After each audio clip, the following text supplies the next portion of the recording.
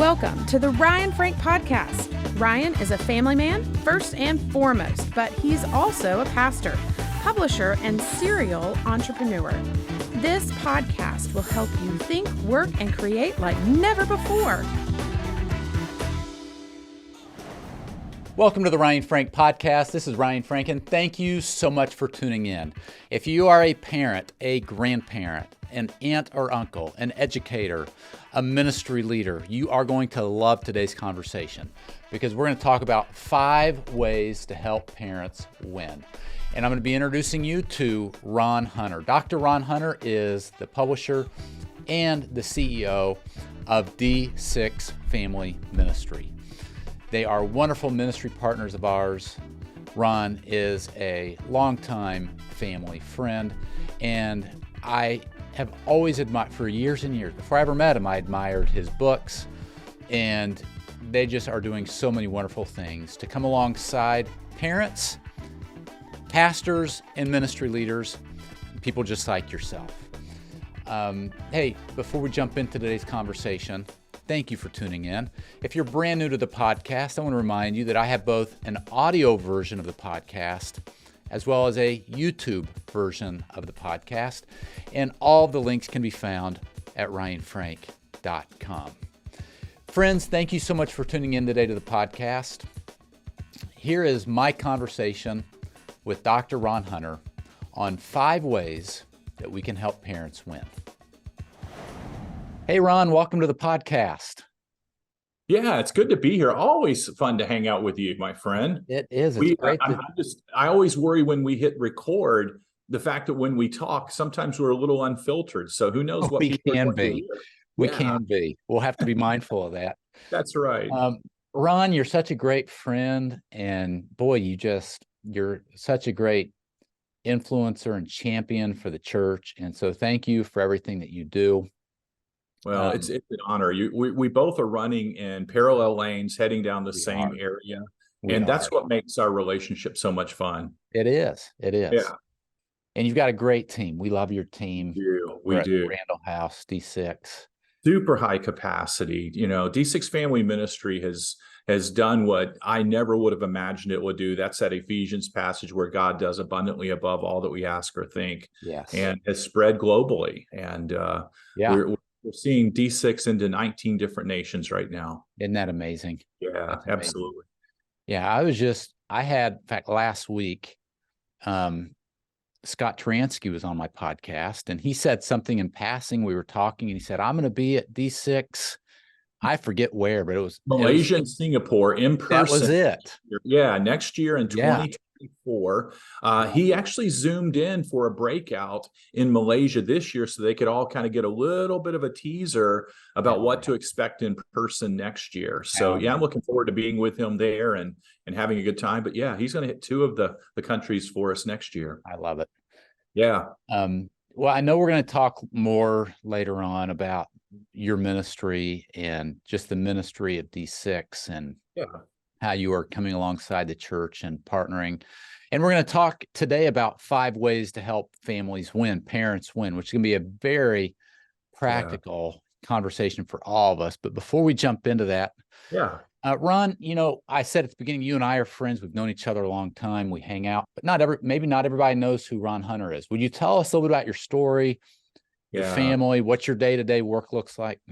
Yeah, absolutely.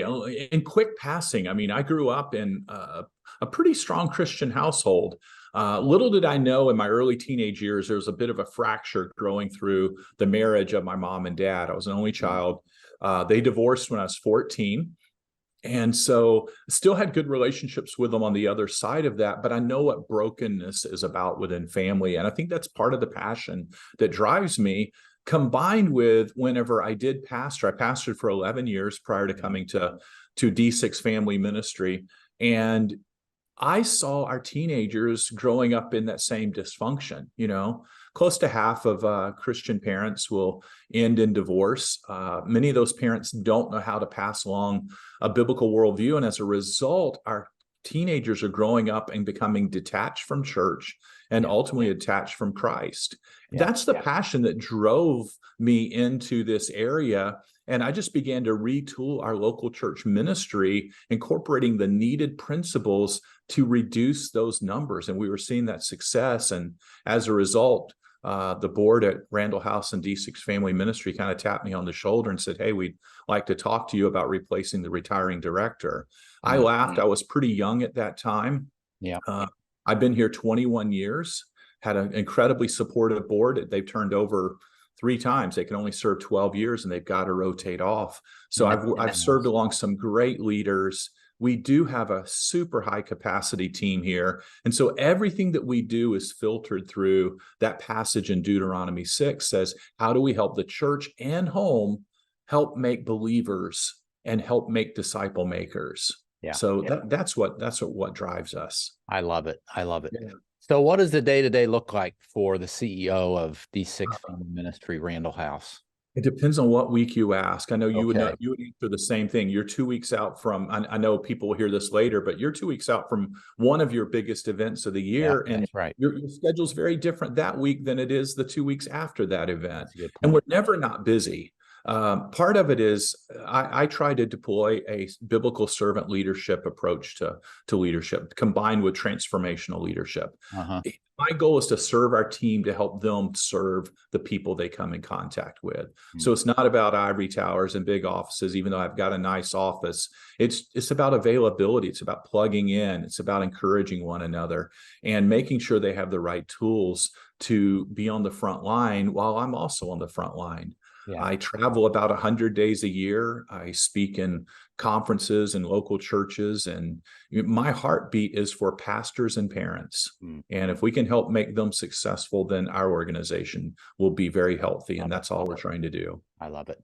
Yeah. Well, if you're listening to the podcast, you're a parent, grandparent, church leader, and you're not familiar with all the ministries of D6, please go to the website. Ron, it's D6family.com.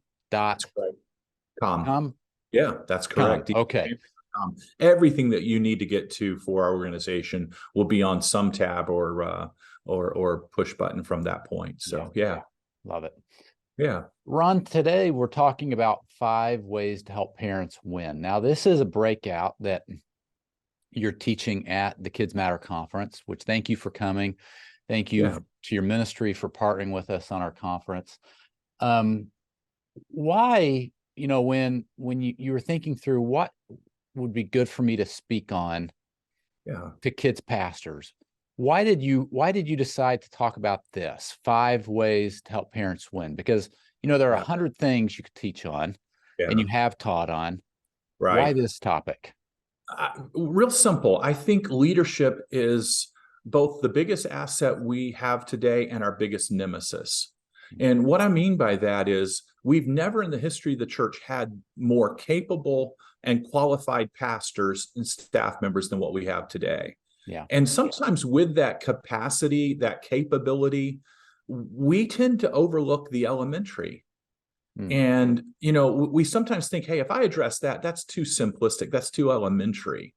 And what I've discovered is parents, they aspire to do better. They just don't always know how to do better in their homes. And so this is about, I don't want to say dumbing it down, but going, hey, did you not know that this is just a golden opportunity that you're living every day? And a slight tweak could make all the difference in the relationship with your kids. Yeah. And so I've had a chance. This is a newer talk for me, and I've been delivering it for about 12 months around the world and other conferences. Okay. And it's yet to not resonate with a, oh my word, reaction from the people who are listening. And it's not big, it's not theological, it's just so simple. And so, without a doubt, my goal is going, okay, pastors, let's stop thinking about what happens on campus at your church, and let's start figuring out how to equip moms and dads and grandparents when they're not at church. Yeah. So that's the whole purpose of this. I love that. So Ron, let's jump in. Yeah. We'll you take the lead here and unpack these for us. And then I'll jump in with some comments. Yeah. And questions along the way. You got it. Well, this comes from the Deuteronomy 6 passage, and it's just straight from the text. And so let me set up the passage. Ryan, did you play sports growing up? You and I know each other, but we've never talked Yeah, sports. not much. My father did. He played basketball big time. I played basketball as a kid, but kind of gave it up in junior high. Well, we've all watched sports situations, and we've seen that coach with the whistle, haven't we? Yep. It's an annoying whistle. I hate whistles. Yep. When I coached, I never had a whistle because they're just annoying. But the Hebrew word in Deuteronomy 6 that says, hear, O Israel, and he says it multiple times, is the same thing as a coach blowing that whistle. It means stop. I'm about to say something really important. And it begins in verse 1. These are the commands, the statutes, the decrees. Doesn't matter what translation you read from, it does not say these are the suggestions. It says this is really, really important. So that combination between hear and command, we need to pay attention to what's about to follow. Yeah. And God just gives us 3 basic directives in this passage. If we love him passionately, we love word, meaning we teach his word, then our kids will catch what we possess as a value in our lives. What have your kids, you got 2 beautiful kids. What do they do that when they do it, you go, oh my word, they're resembling one of my passions or one of my wife's passions. What do you see in your kids' lives that they've caught from you or your wife that may be a sports team, a habit, whatever? I'm not looking for a spiritual answer here, but what are they catching? Yeah. Lily, our youngest, she just loves to create things and read. And Beth and I were talking last night how we see so much of Beth in her. So I think that would be an example. Somebody she just loves to create things. That's right. Yeah, think outside the box. That's it. I've got a 2.5-year-old granddaughter, and when I didn't know it, but she'd say, thanks much. And we didn't realize where she was getting it from. And then I out loud said something just in passing, thank you very much. She was picking that up from going, thanks much, not just thanks, but she's imitating. Yeah. We tend to cheer for sports teams. We tend to have a value system like, Chevrolets are better than Fords, or Fords are better than Chevrolet, or I'll never drive a foreign car, I'll only drive a foreign car. Whatever it is, our values are picked up from the people who we respect around us. And it doesn't even have to be a related person, but a value member in our lives. Yeah. God knew that when he wrote Deuteronomy 6. And he said, I need the involved adults in the kids' lives to recognize that if you love me and you love my word genuinely, not just while you're at church, but it's throughout the week, your kids are going to notice. But they're also going to notice if you don't. And here's the 5. He says in verse 7, impress these on your kids. Now, I love the word impress. Before I get to the 5, here's the fun part. I have to be careful how I do this. But in my home, Ryan, I have a favorite chair I sit in our living room. Do you have a favorite? I do. Okay. Now, have you had that chair for a little while? Yes. Okay. Matter of fact, Beth would say it's time to get a new one, maybe. Exactly. Yeah. Okay. So here's the deal. If I were to walk into your spot and I would see your chair, I go, yeah, that's where Ryan sits. I would know that because it looks worn. It looks comfortable. And when you sit in it, it's not like plopping down on one of those brand new kind of hard chairs we find in the furniture store. This thing has formed around your backside. Yep. Okay. That's what the word impress means there. We don't sit on a chair one time and find that form when we get up. That happened over weeks, over months, over years. Yeah. And God's saying, spend intentional time with your kids. And you're going, oh no, I'm getting intimidated by this passage. I'm not smart enough like Ryan or a pastor or these great conference leaders out there. I don't know what to do. God says, yes, you do. Just take what you heard in church and have a conversation when you get up in the morning, when you go by your way, when you sit at the table, when you tuck your kids in bed at night. Anytime you're doing life, just bring up a conversation and connect to their hearts. Yeah. And so there are 5 contexts. If I could use this, I'll hit those and then we'll go where you want to go with this. Yeah. God knew that we couldn't build tons of extra time into our calendar. So we use that phrase, as you go, as you do life. It's when you're already doing things, when you're sitting at the table, turn off the electronics and just have a conversation. Yeah. When you're in the car, have a conversation. Each one of these contexts, that's what this passage is about. I can break down, there's some fun, interesting insights to each one of these 5 contexts, but which one of these resonates with you, Ryan? The car, the dinner table, tucking them in bed. Doorway's the other one. At the doorway, and then I also throw in, this is just a fun one, game night. So yeah, that's a fun one too. Probably tucking them in bed. Talk about game night? No, tucking them in bed. Tucking them in bed. Yeah. Here's the deal. It really doesn't matter what age your kids are. But if you're a Christian and your kids are young, start young. Yeah. And so even when you're laying them in a crib, you can whisper out loud a 30-second prayer. God, true. Put them around people who will love them and build them up, and go ahead and prepare that mate for this little one, and be picking out that right person and help them to find them and to be the godly person they're meant to be. I mean, you can just pray that blessing, something different. Let them hear you praying over them, even though they don't know what it's about. Just like our granddaughter saying, thanks much. They're going to pick up the prayers. Yes, they're going to hear that. Yes. And so as they grow older, and they're in a toddler bed, teach them to kneel down beside that bed just before getting in at night. And they're not going to pray a theological prayer, but then they're old enough for them to pray, and you teach them to thank God for the things they have. Yeah. They may look around, and I remember our son going, thank you, God, for our Winnie the Pooh curtains. Thank you for our bed. Yep.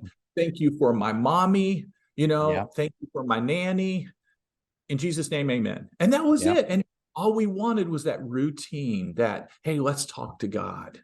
Yeah. And let's thank God for what we have, rather than being entitled, thinking we're owed everything. Yeah. And that's just part of that development of that worldview early in life. Mm-hmm. As they grow older, obviously they're not going to want to, mommy and daddy kneeled by the bed, but we might go in and plop down on the bed beside of them when they're in, 4th, 5th, maybe even 6th grade. Yeah. Talk to them. And I always teach this, regardless of the context, the tennis ball game. And you want to teach your kids how to answer questions. Hey, Ryan, what was the worst part of your week while you're prepping for this big event? Well, that's going to immediately bring a memory up, and you're going to tell me, and then we're going to have a fun conversation around it. Yep. But then when you're done, you're going to say, well, Ron, what was the worst part of your week? Because we don't want to all be self-absorbed. We want to toss that tennis ball back and ask a question about the other person. And so we're teaching our kids how to toss the ball back and be interested in the other person in the conversation. Love that. And you do it with high, low. You do it with best, worst. There's a really good one I learned a handful of years ago called Mad, Glad, Sad. What made you mad? What made you glad? What made you sad? And here's why these are important. That's good. Kids respond from emotional reaction, not cognitive reaction. And what we've got to do is teach them to evaluate their emotion and use cognition as a filter or a governor to respond appropriately. So when we ask these questions, we lean in for a coachable moment where we get a chance to mentor our kids in that situation. That's what every one of these contexts are about. Not a sermon, not a lecture, just a conversation. Yeah. And boy, that takes the pressure off, doesn't it? I mean, it does. Yeah, that I don't have to have some long, elaborate thing prepared. Just have a relationship, have conversations. And I love what you said, Ron. Start when they're young. I mean, you'll never regret that. You'll never regret it. And you know what? If you're listening, you're like, boy, I wish I would have started when I'm young. But now, my daughter's 12. Just start now, right? Just start.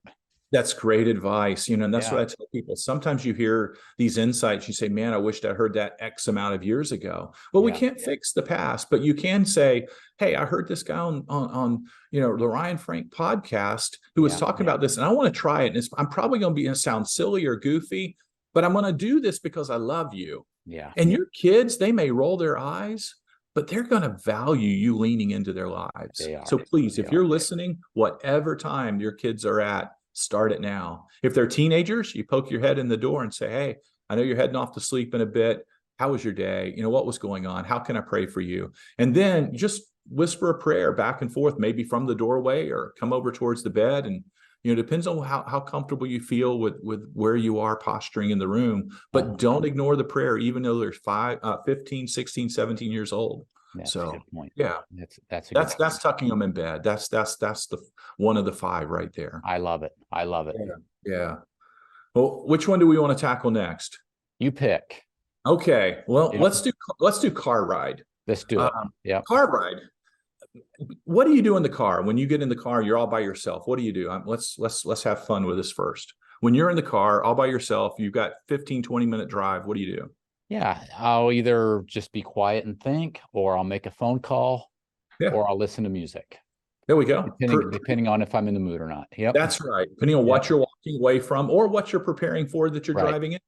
Yes. Really true. So we're always thinking, especially if you're a ministry leader, sometimes it's hard to turn off what you just walked away from. Maybe as a parent, it's hard to turn off work if you're coming home from work, or you're picking your kids up from school and you're trying to switch off something that just happened. Here's what I want to challenge you to do. When your kids get in the car with you, whether in the front seat or the back seat, I want you to try your best to turn everything off and then focus on them for a minute. That's good. And if they're a teenager and they plop in the front seat, it's what we call shoulder to shoulder time. Yeah. Yeah. The psychologists are really clear that people who sit shoulder to shoulder will absolutely open up their heart and their lives about almost anything. That's why people will share everything in a bar with a complete stranger. That's interesting. Now, Ryan, I'm Baptist, so I can't recommend people go to a bar. Okay. No. But, that's right. But car rhymes with bar. It's still the same posture. Yeah. You're still shoulder to shoulder. And when your kids get in your car, if your kids are like my kids, and my kids are grown now, but back then it was earbuds and their iPods. Today it's their phones and their AirPods, wireless, whatever. They're going to pop those in and go, okay, I'm in the car now. Let me listen to music because I know dad's going to be in his own world or mom's going to be in.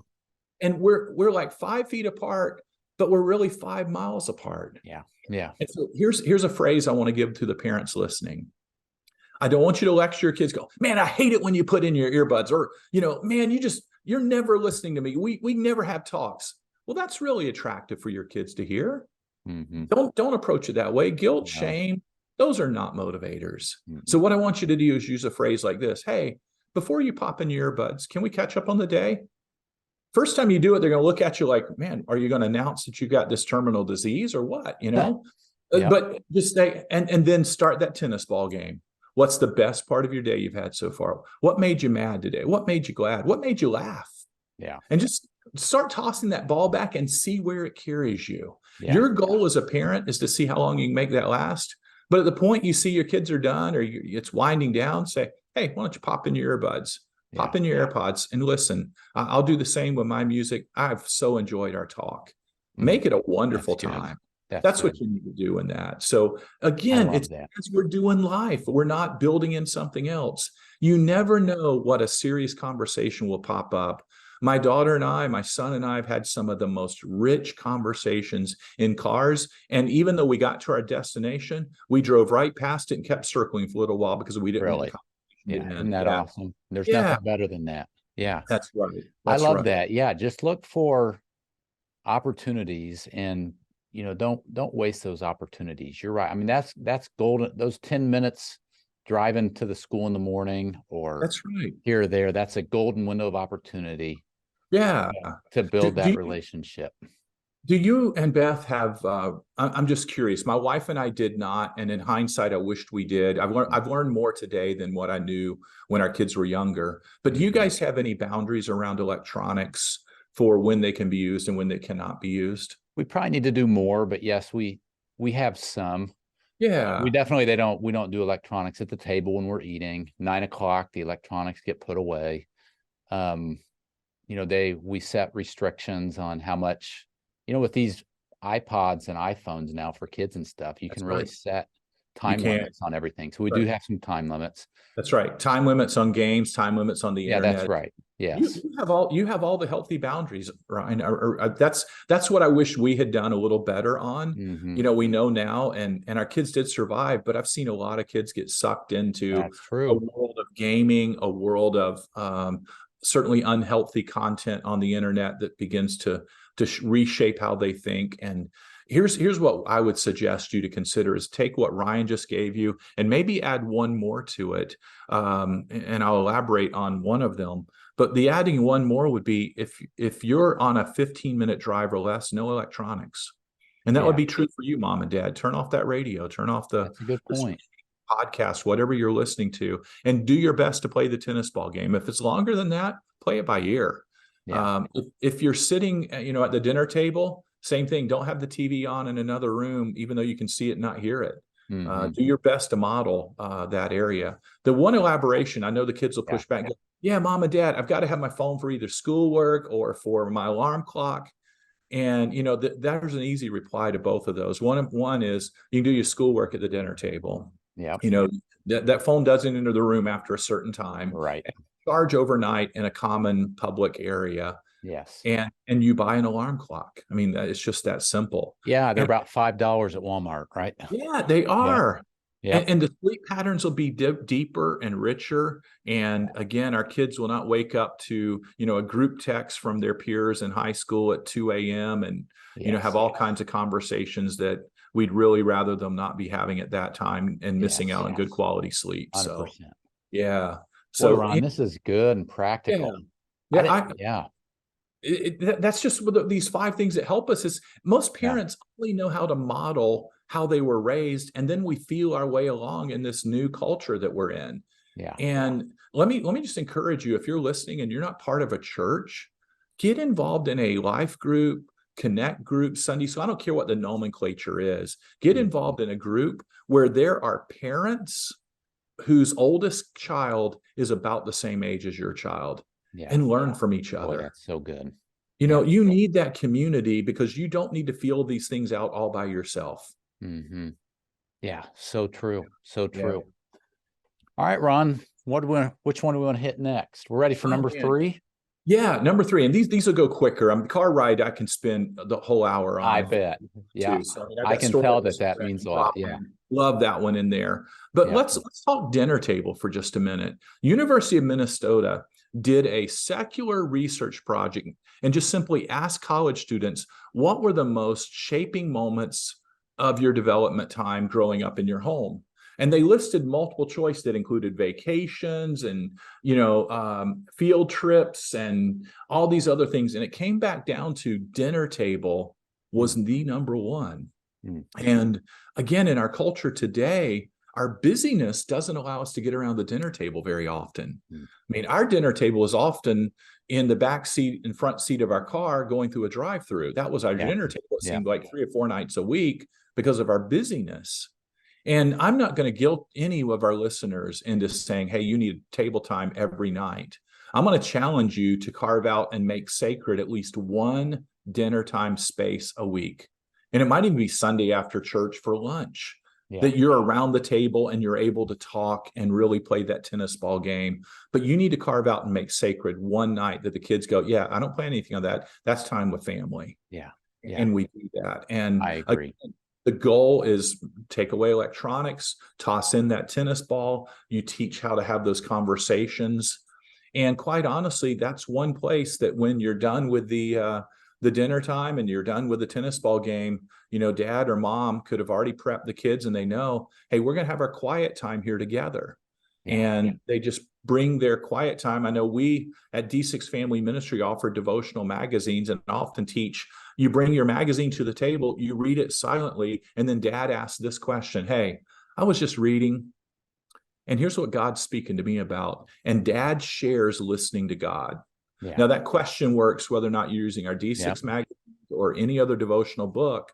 But then by modeling, hey, this is what God's telling me to do versus, hey, daughter, I think the guy you're dating is all wrong for you. That's what God's telling me. Again, we don't use this as guilt, shame, or leverage to preach to our kids. We model for them a relationship with their Heavenly Father. And then we go around and we ask each one of them to share the same answer to the same question and what God's speaking to them and what they're reading in their quiet time. Teach them to listen to God. So good. I love that, Ron. Dinner time, and that statistic or that research is so interesting. It's quite impressive. And it really is. I was just delivering this talk up in the Virginia Beach area. I was at a church this past weekend, and the retired DEA agent in there. And he said, Okay. I had shared this talk, and he came up to me after. He said, did you know that we have studies that show that families who do dinner time at least once a week reduce the odds of their kids facing any type of addiction? Wow. I Isn't thought, that that something? alone, again, that's not even a spiritual outcome. University of Minnesota was just talking about how it shapes the Yeah. values of the kids. Not Yeah. even this wasn't a Christian study. Yeah. I've, Just I've one a read week. I've read others Yeah. that it reduces incarceration. Yeah. Yeah. Yeah. That's So interesting. yeah, without a doubt. Yep. Well, All let's right. Let's go to number 4. Yep. yeah, you got it. You got it. So we did tucking them in bed and We so, did. and the car ride, but let's go to the doorway for a minute. Yes. Deuteronomy 6 says, write this on your doors. And what he means by that is make symbolic items so that when your kids leave your home, they know they're leaving a Christian value system. Okay. So at the doorways, when they're heading off to school, you're heading off to work, they already know they're going out of the home. And you just pause there for a moment, say, hey, let's pray about our day. What can I pray for you for? And they may say, hey, I've got a test. My first question back is, did you study? I'm not praying for a miracle here for, recollection of something you didn't read, Right. but we pray with them. Or, hey, I'm trying out for this thing, or man, I'm having trouble with a classmate or whatever. And then dad can share back, hey, I've got a big meeting today, or I've got a big phone conference or Zoom meeting, whatever it is, pray with me about it. And then you whisper again, this quick 30-second prayer praying for that item, but it immediately allows you to think about that through the day and then connect at night over it. When you pop back in and you see your son or your daughter, and you say, hey, Lauren, I was praying for you about that time with that difficult classmate. How was it today? Yeah. And she's like, oh, dad remembered. He cares. You know what that does to warm their heart? Yeah. It stirs. And then, That's you true. can say, hey, I prayed for you today. Let's just talk about it. And again, we lean back in with the tennis ball game. And that's all it's about. Now, maybe you don't leave at the doorway. Doesn't matter. Let's say you drop them off in the car drop area at school. Yeah. Well, have that while you're moving up in that little semicircle oval or whatever it is. And Yeah. hey, how can I pray for you? Don't close your eyes. You're still driving. You don't hit that bumper, but whisper that prayer and drop your kids off. But let them know you're a praying parent. Yeah. Let them know that we're inviting God into our daily lives. Amen. We didn't leave him at church on Sunday. Amen. Amen. That's what that was. Kids pick that stuff up. That's a good one, Ron. They do. The last game night. Yes. Game night. Game night. We've got to have fun together. Our kids don't see us doing anything but work. They see us on our phones. They see us stressed. We got to get around a board game, get around a jigsaw puzzle, get around it and spend time around it. And guess what happens here? Yep, the tennis ball game. The tennis ball game comes into all 5 situations. It does. We want the conversation, connecting with our kids' hearts. And listen very, very carefully about this. In all 5, we want 80% of this to make sure it is not a lecture, it's not a sermon, it's not preachy, it's just asking about the day. And if you bump into a topic, then lean into it. But the goal is not to have a serious conversation every time you have the talk. You just want to keep that doorway open, those lines of communication flowing, because when they are, and our kids bump into a real season of life or a pain point that day, they're going to come home. They're not going to wait for you to toss the tennis ball. Mom, Dad, we got to talk about this. And you're going to be that point of connecting and seeking advice rather than TikTok or Instagram or someone else. And that's what we're striving to do. Yeah. So the game night is about playing together. It's having that tennis ball game. I don't know how many, your family's just like ours, Ryan. We had 2 kids, and I learned this from somebody. It's really good. If you do game night, it's okay to let your friends invite other friends over. But ever so often, we really need a us 4 and no more. And we just have it in the family. But we also love to create our home in a space that the kids invite their friends over and they play together, because now you get to lean in and mentor and be a dad or a mom somewhat spiritually to your kids' friends. And that can be super valuable when they don't have spiritual parents. Ron, so those are the 5. That's it. Those are 5 good practical things that we can do. Parents, grandparents, as church leaders, to encourage our parents. Ron, I know this is something, this whole conversation about equipping parents and families Yeah. to, be spiritual influences in their kids' lives. And, don't go at it alone. Partner with the church, lock arms with other parents. It's something that you're very passionate about, and Very much so. your ministry is. And I just want to encourage all of you, go check out d6family.com. In addition to curriculum and events, Ron, you are print publishing books to help parents, books to help church leaders, and you're doing just a wonderful, wonderful job. Thank you so much. Thank you, friend. I appreciate it. Now, Ron, I always like to end the podcast by asking two questions. First of all, I'd love to hear from you. What's your favorite Bible story, and what makes it your favorite? Oh, wow. You know what, man, I'd love to know the statistics of the common answers you've asked of hundreds of your guests. That would be interesting. How many said Daniel in the lion's den, or one of those great, incredible stories? I'm willing to bet that I'm going to pick one nobody's ever picked. All right. Okay. All right. Nehemiah chapter 8. Okay. Nobody really reads Nehemiah until they become an adult. But here's what happens. Nehemiah occurs at the very end of the Old Testament chronologically, just before Malachi. They had been in captivity. The nation had been divided. And finally, there's favorable kings that has allowed Ezra to come back and rebuild the temple, and Nehemiah to come back and rebuild the walls around Jerusalem.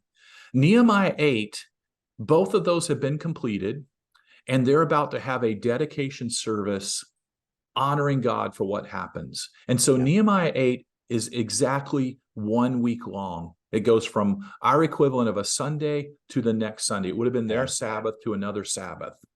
And on the first day of the week, it says that Ezra opened up the book, and it said men, women, and children listened as he explained the word of God. That represents our Sunday morning worship service. And then it says on the first day of the week, the next day, that the men got together and they were studying the scriptures. They were studying what they had, which probably would have been the Pentateuch and a few other books of history. And they bumped into this verse and said, we don't know what this is. They're talking about these tents, these lean-tos, these tabernacle things. And they didn't know. So they went back to their pastors and said, hey, we're reading in our men's group and we don't know this. Well, the pastor, they said, this is the Feast of Tabernacles. Once a year, God wanted us to build these tents out in our courtyards, or they had flat roofs. Sometimes they build it on their roofs. And you bring your family under and you tell them about God's deliverance from Egypt and how he provided in the wilderness and led them to the promised land. And here's the key. Also tell them how God's providing for your family now. And the men said, we haven't done this. We must do this now. And so they got their families together. They built these little lean-tos and these tents. Can you imagine your daughters helping you build this lean-to? Not you go build it, Dad. The family builds it together, and then they bring their stuff under that tent for the week, and mom and dad teach the kids. Not, hey, pastor, will you come over and teach my kids? They teach what they know, and they tell stories of God's involvement in their own family. What an impressionable week that must have been. Then it says at the end of that week, the 8th day, they got back together, and Ezra opened the book of the law and read again. And here's why this story is so powerful. At the end, it says, not since the days of Joshua, the son of Nun, had they practiced collectively what they did that week. At that point in history, the nation of Israel pretty much broke free from the sin of idolatry. You don't find it popping up much in the New Testament. It's still there a little bit, but that was their big weakness in the Old Testament. And you know why? Because moms and dads had left it to the priest to teach them, and then compartmentalize church and home. D6 is about bringing the two back together. That what starts in church continues in the home, and mom and dad continue to repeat what they learned from the sermon and the small group lesson, which is why our curriculum, we feel so strongly about it, but it gives them a conversation starter that has a spiritual bent to it, not just talking about our own experiences. That's why I like the passage so much. And you're right, Ron. I don't think anybody's ever mentioned. Now, we've had somebody mention Nehemiah, but never Nehemiah 8 in that story. I love it. Final question, Ron. What's something big that Ron Hunter's working on right now? Oh, man. How about Ron Hunter's, our team? We are releasing something that has never been done before that I'm aware of. I grew up in church. I mentioned that earlier. You, Ryan, I think you have as well. Yep. When we were given our little books in our small groups, I don't care what company you bought them from. We all had the same nickname for them. You know what they were? What's that? Quarterlies. Quarterlies. Hey, quarterlies. Because you got them every 3 months. So you had 4 times a year. But the quarters were weird. And everybody publishes on the same cycle. We have it start in September because it corresponds with the school year. So September, October, November. Now get this next quarter. December, January, February. That's just stupid. You end one, begin another. And there's 2 impressionable times that people start new habits. School year starting back and the new year. Well, the school year's okay, but the new year's broken. You can't jump in. So we're publishing now on a block system.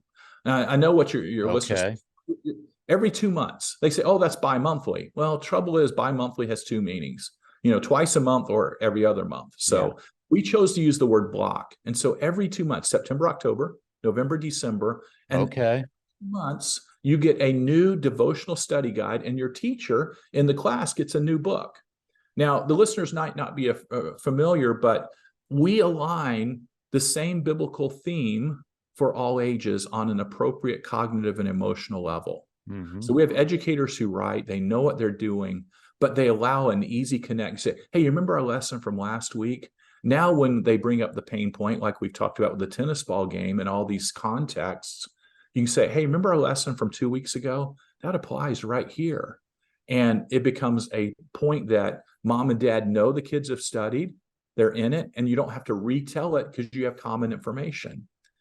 For a brand new Christian, new families who have not been in church all their life, they don't know how to turn the story they heard into a teachable moment with their kids when their kids are learning Abraham and Isaac, and they're in the book of 1 Corinthians, and they don't know how to connect those 2 worlds.